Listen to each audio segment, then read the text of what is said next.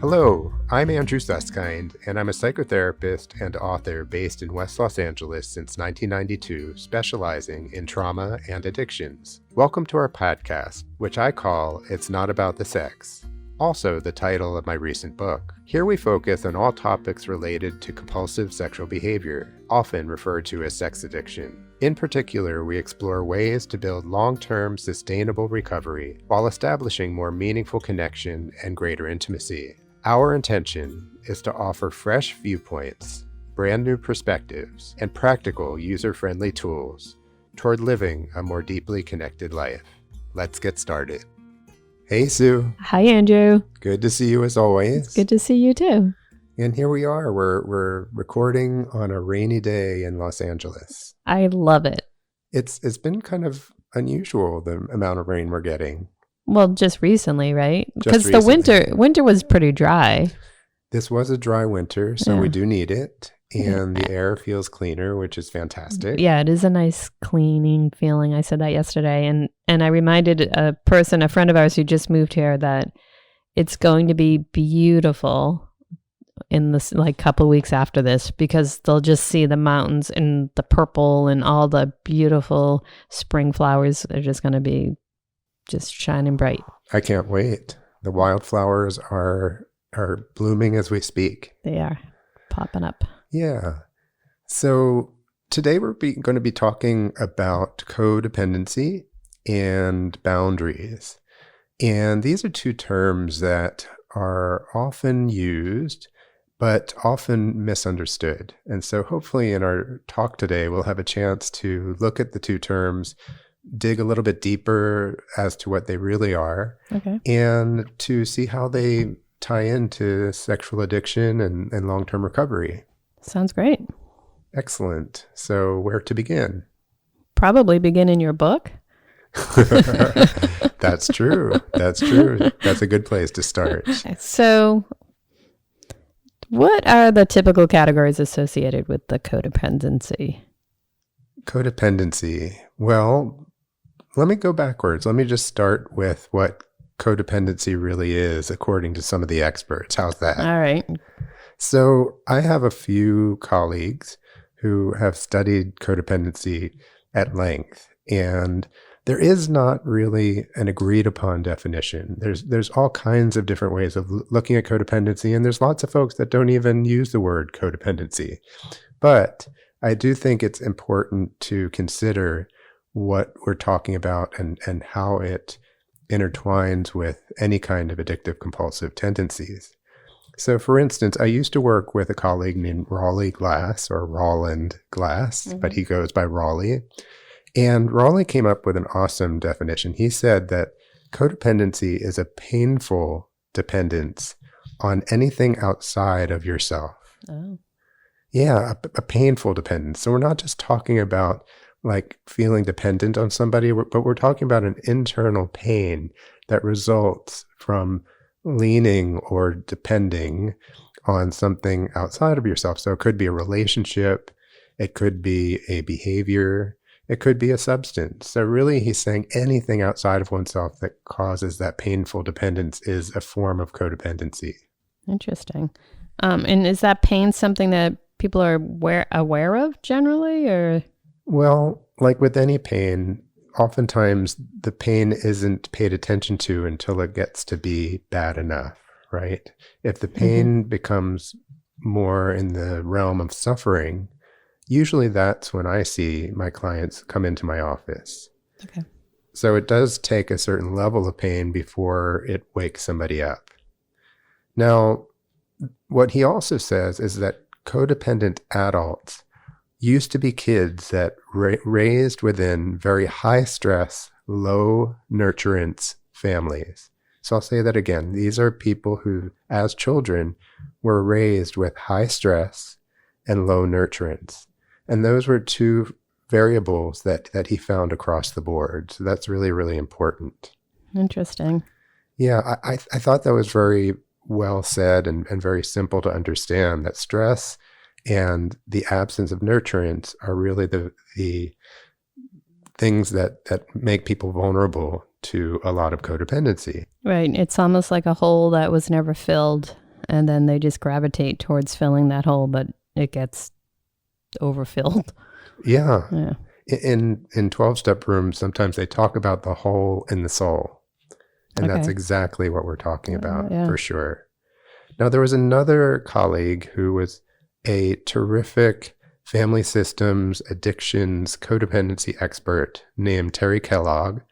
And Terry said that codependency appears as if the problem is about the relationship, but it's really about the absence of relationship with oneself. Mm-hmm.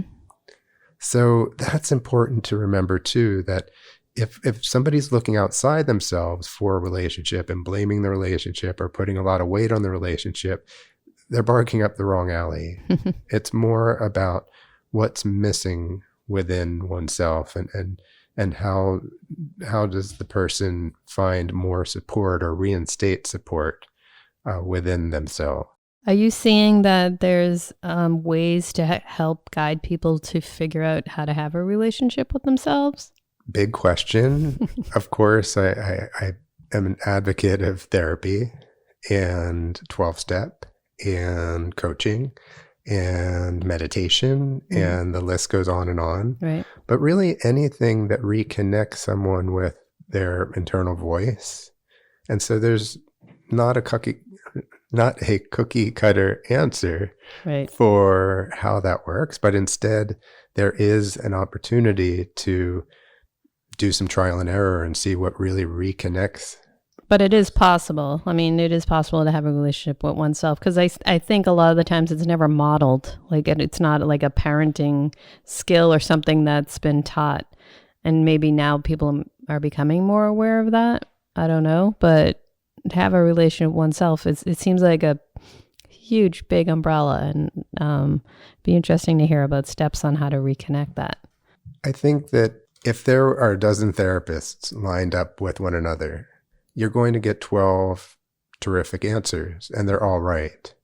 And for an individual who's feeling empty inside, that hole in the soul, hopefully they can pick one of those things and start out with something that gets the ball rolling. So a lot of people will not go to a therapist ever, Right. but we're really talking about an awareness and an opportunity to do something that is sometimes breaking the family legacy. Yeah. Fantastic.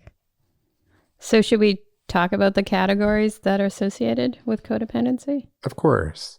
So there's 4 basic categories. And again, there's different beliefs about this. There's different research on this, but I believe these are the 4 primary categories of codependency: caretaking, enabling, fixing, and rescuing. Mm-hmm. So I'm going to say that again: caretaking, enabling, fixing, and rescuing. And it seems to me like they could cross over very easily. It's not like one or the other. It's kind of probably a combination For sure. of all of those. They're often layered. That's right. Wow. So if someone, I mean, obviously there's some healthy relationships that where you're taking care of someone and it could be a short-lived thing, but are you talking things that are more long-term or just one-sided? Is that how it works? Well, I'll give you an example. Caregiving, and this is just semantic, but caregiving generally is something that has boundaries that go along with it, that has self-care that goes along with it. What we're talking about when we use the word caretaking is really the loss of self. I see. Yeah. So that's when we're talking about the loss of. It's tricky, right? It is tricky. Yeah. It is tricky. It's not easy to articulate. Yeah, but, the loss of self. Yes. Within the taking care of. Exactly. So like caretaking often implies that we're neglecting ourselves and we're putting so much into the care of the other person that it's totally out of balance. So you're losing sense of your own self in the taking care of, but the person who's dependent on you is doing the same thing in the receiving of it. They're just allowing it to happen and they're not even making their own decision. This is true. And oftentimes neither one is actually conscious of their role. Right, right. So our job as therapist or as coach or someone who is a family systems expert or addictions expert is to help shine the light on these patterns, because these themes and patterns, as we said, start in childhood and show up in adulthood. So you think that children, like back to what you referenced about Kellogg and children, is that, no, maybe it was glass. Sorry. When you referenced that, do you think that children seek out that same type of relationship as they get older as they did when they got younger? Is that basically what he's saying? But yeah, that themes and patterns of childhood always will show up in adulthood if they're not addressed. So if we start to explore what those themes and patterns have been like as a kid, we have the opportunity to make a detour and not perpetuate it over and over again. Right. I like your shine the light example. Yeah. And talking about shining the light, if we shine the light on a blind spot within ourselves or of a client, it can never be a blind spot again. Oh, okay. Yeah, because all of a sudden it's illuminated and it's in your awareness or in my awareness. Right. And then we can't go back. Right. Wow. Fantastic. Well, there's one for therapy. Exactly. All right, cool. So let's talk about some more examples of how codependency shows up in all of us. Absolutely. So you might have heard of the expression black and white thinking or binary thinking, which seems to be one of the catchwords today. That's an example of codependency. Okay. When we get caught in that all or nothing, black and white kind of thinking. Another way that we can pick up on or identify codependency is personalization, which means, am I taking it personally, right? Am I making it my fault? Am I the bad guy? So that's that indicator. Okay. And then lastly, or not lastly, but another quick example is one of my favorites because it's what I used to do and still do occasionally, which is intellectualization. It's quite a word. It sort of flows off the tongue. Just saying it is impressive. And intellectualization is really about getting stuck in one's intellect and not being able to access deeper emotions or experience of oneself in a more somatic way, for instance. And it's really a way of protecting oneself, right? All of these things that we're talking about are survival strategies. I see. So they're like coping mechanisms. Yes. That we put in place without knowing. But if someone pointed it out to you, because I know there's people I know that have black and white thinking, and if someone was to point it out to them, is that shining the light, or is it more deep that you speak of when self-realization kicks in? Well, it really doesn't matter where the message comes from. It matters when the listener is available to hear it. So hopefully there's an open heart or an open mind to hearing others' impressions or the impact of oneself on others. So just saying it to somebody isn't necessarily going to cure them. Unfortunately not. It's a little bit slower than that. So let's talk about what codependency has to do with problematic sexual behaviors. Absolutely. Cool. Really important. So one thing I want to say, that because this is really the core of our talk today, is that codependent behaviors or codependency creates more vulnerability to ongoing sexually compulsive behaviors. So when we're talking about someone's compulsive tendencies, whether it's sexual compulsion or actually any compulsion, we're also talking about underlying issues. And we're talking about things like relational trauma or childhood trauma, developmental trauma, we sometimes call it. And codependency is intertwined with that. And codependency is often that attempt to feel better, right? Okay.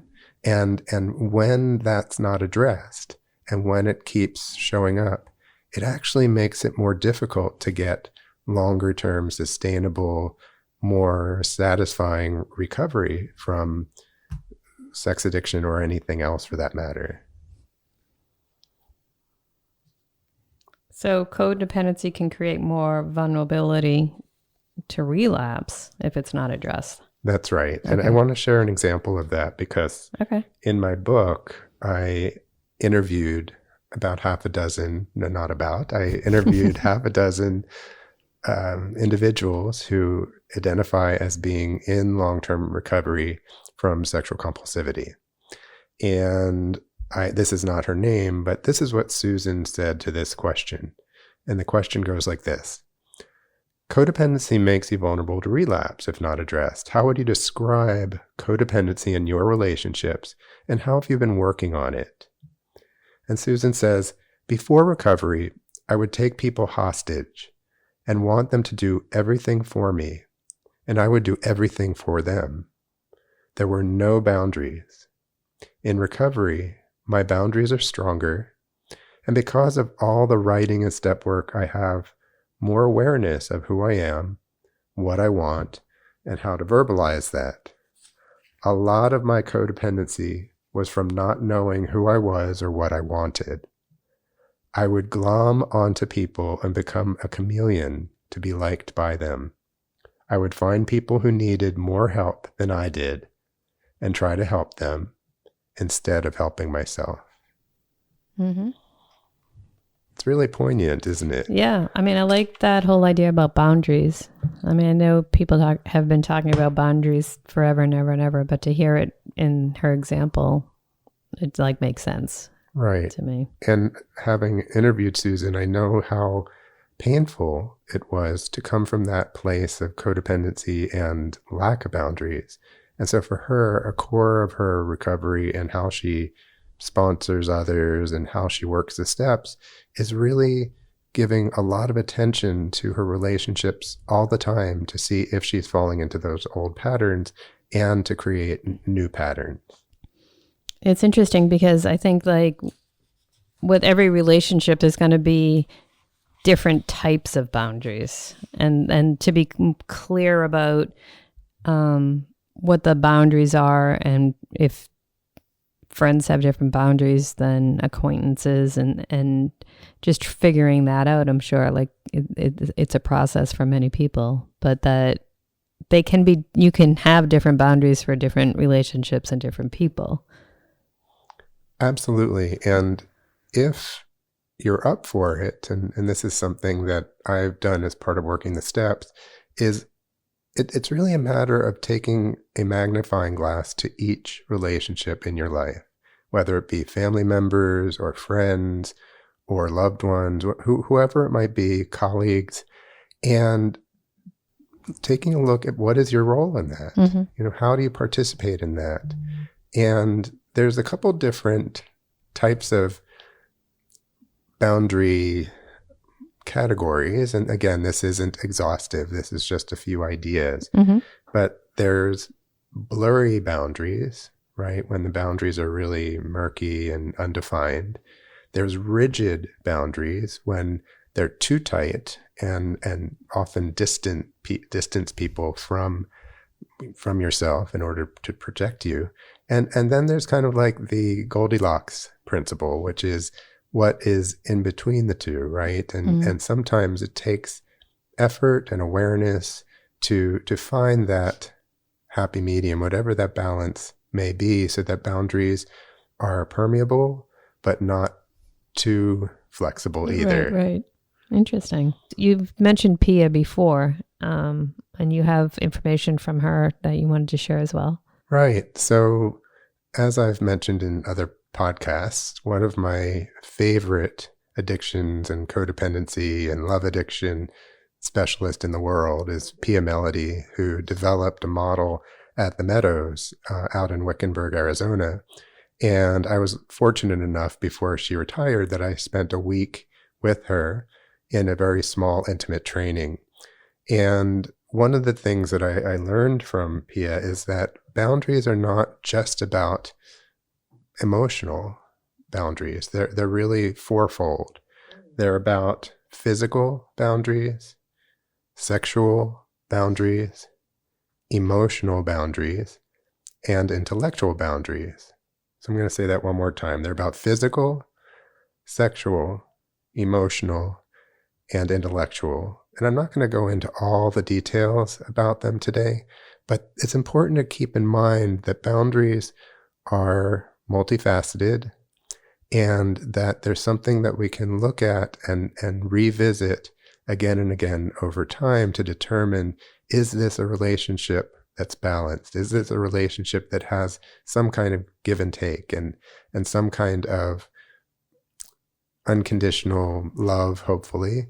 Not that every work colleague has that, right. But you know what I mean. I think there's something really powerful about looking at boundaries from all sides. Yeah, it's interesting. And do you think that you can create boundaries alone, or do you need to have the other person be involved in that? It's a fantastic question. It would be great if somehow we could sit down and really have a honest conversation with all the people in our lives. But actually, it's more about what's going on inside of us and really taking a closer look at how the relationship works and how much we want to invest in it. And for instance, nowadays, I'm very particular about who I spend time with. Right? I really want to invite emotionally reliable people into my life. And it's not always possible, right? Every friend, every loved one has different qualities and abilities to bring things to the table. So it depends on the relationship. But more than anything, to answer your question, it's really about giving yourself the opportunity to take a close look at maybe what you haven't looked at before, and to determine how you want to show up for that relationship. And then the other person will have a choice from there. Right, right. Yeah, I like that. So to illustrate this, just to go back to my book for a second, there is a person in my book, not his real name, named Colin. And the question to Colin was this: describe the boundaries in your life and in your recovery today. And this is what Colin had to say. I came from a household where there weren't many boundaries.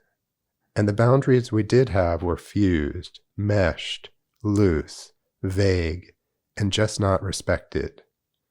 I didn't know what they were or how to maintain them, even if I did. What I've learned in recovery is that my boundaries are my responsibility. I have to state them in a way that's compassionate and neutral, and not blow the other person out of the water. My boundaries are what works and what doesn't work for me. I cannot assume the other person is going to figure that out. Okay, nicely done. Yeah, so Colin actually was being more specific about bringing his boundaries to the other person, which is a brave thing to do.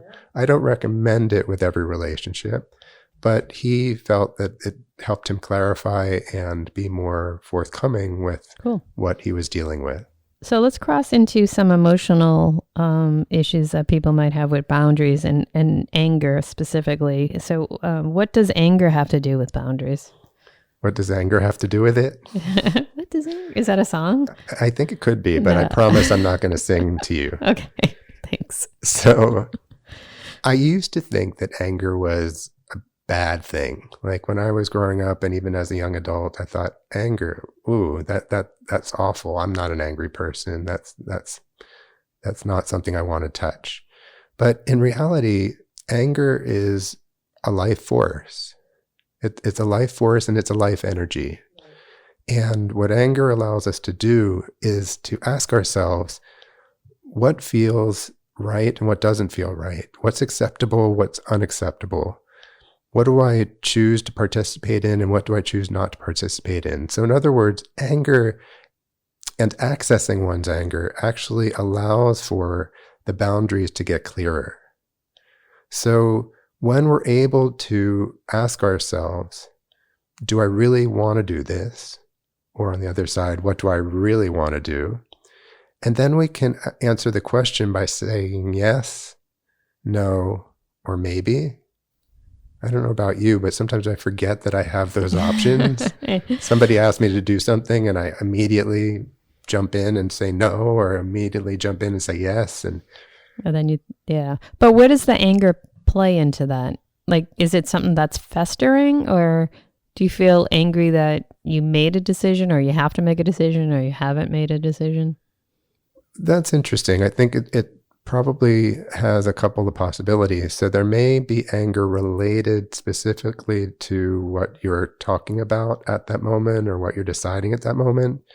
But most of the time, anger and resentment is something that isn't even related to what's happening at the time. It's something that could really be from a long, long time ago, right? A historic part of us that never got expressed. And so, for instance, I'll just use myself as an example. I often say no right away to requests nowadays. And the reason why I do that is not because I actually have thought it through, but because I have in the past, especially as a kid, I felt obliged and I felt like I might be actually intruded upon if I said yes. And so nowadays, I'm actually trying to bite my tongue a bit more and not answer so quickly and say, you know what, I'll get back to you on that.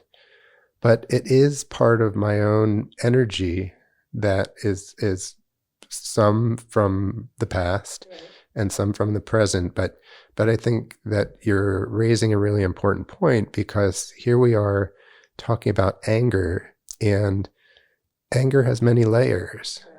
And so instead of having to give a quick answer or figure it out so fast, it's okay to breathe and take a moment and get back to someone. And that actually works much better for me.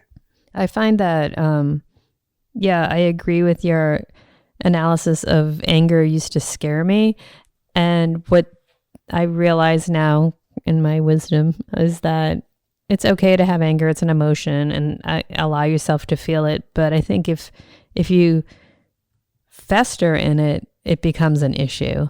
Like, and if you hold on to it too long and you're carrying that, because there's energy that comes with anger, that it's good to evaluate, like, why am I feeling angry? Like, what exactly is this? And then, go through it like, okay, this is becoming, it has nothing to do with your decision, but it has something to do with the past.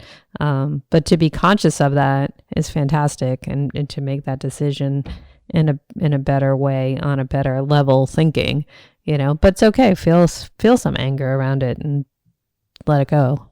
Exactly. Yeah. But I think the word festering caught my attention, because it can be kind of ugly and infected if it's something that is held on to for too long, right, and then gets somehow salt in the wound kind of situation, where we don't even realize we've been holding on to something, but it has been festering for a long time. Right. And I think the fourth step of the 12 steps is fantastic for this. I mean, from a more cognitive processing way, to use the resentments as a way to learn about oneself, right? Right. Why am I resentful? What role do I play in this? What am I willing to do differently? All of those things that are part of understanding and sorting out what something is about, which is really ultimately about awareness and hopefully calling on a power greater than oneself to lift the festering, right? Anger in itself is super important, but when it turns to rage or gets stuck in resentment or festering, that's when it's a problem. What is that Buddha? It's a hot coal in your hand that if you keep holding on to it, it's going to burn you. Exactly. That's for sure. So I also wanted to talk about disappointing others, because sometimes when we say no, it ultimately will disappoint others. And I believe that disappointing others is part of life, and being disappointed by others is part of life.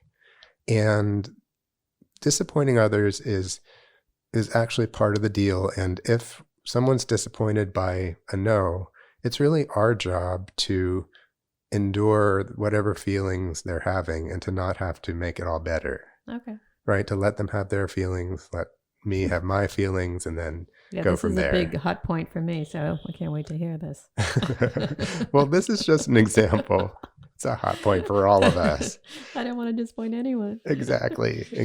Me either. But the thing about it is, I think it is a growing opportunity for us to be able to know what we want to do and what we really don't want to do, and to preserve our energy and to be more specific about what feels in alignment with who we are.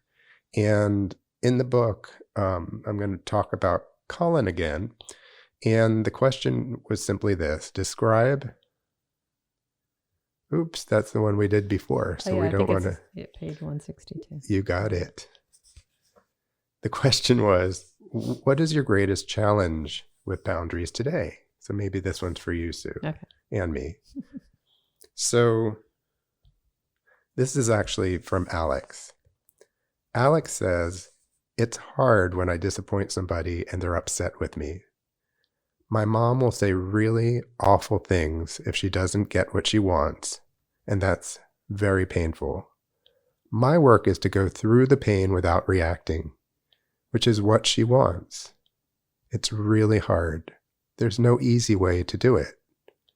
I go through the pain of displeasing a person, displeasing myself, and all the emotions that go into saying no.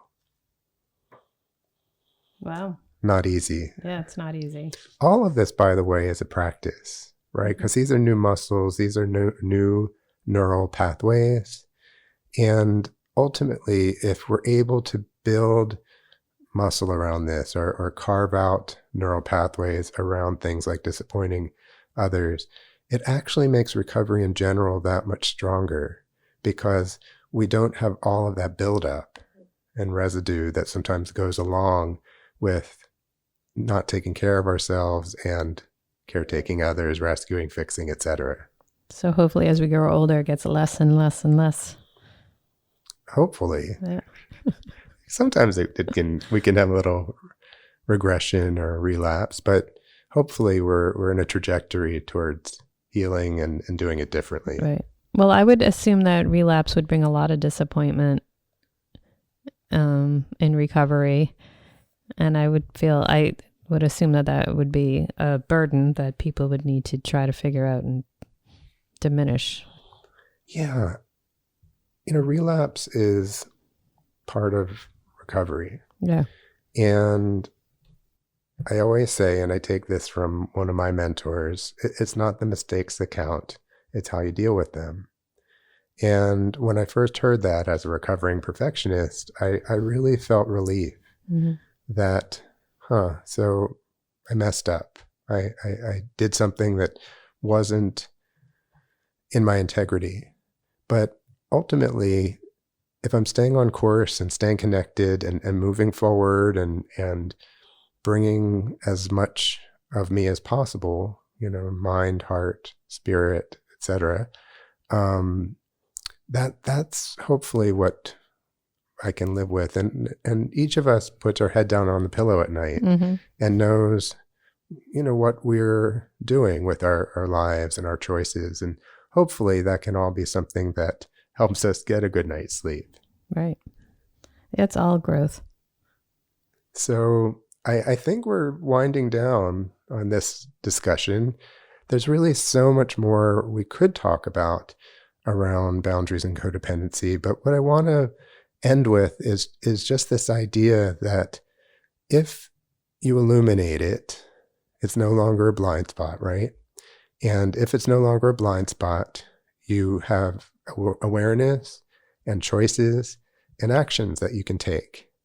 And so that's really the direction that I really encourage everyone to consider. I like that. Great. So thank you so much, as always, Sue, for joining me. And we will see each other the next time. Sounds great. Bye, Andrew. Bye-bye. Thank you for listening today.